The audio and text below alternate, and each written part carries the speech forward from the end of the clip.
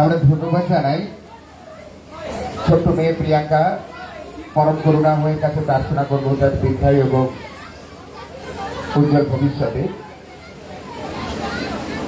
আমাদের সুদীপবাবু বলছিলেন যে সকলকে নিয়ে একসাথে পথ চলে, নবজাগরণের উন্মেষ ঘটেছিল যে বাংলায়, আধুনিক ভারতের নবজাগরণের আতুরঘর, সেই বাংলার স্বাধীন চিন্তাধারা আজ একটু একটু করে সার্থক রূপ নিচ্ছে।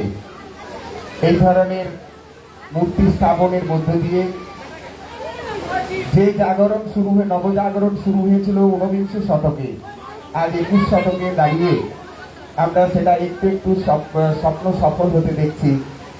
সেই কাজে বুড়াঘাট প্রাথমিক বিদ্যালয় হয়তো এক কদম এগিয়ে। যাই হোক, আমাদের মধ্যে উপস্থিত হয়েছিলেন সবং থানার সম্মাননীয় ওসি।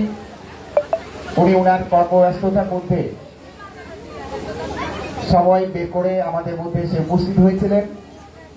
আমি ওনাকে অনুরোধ করব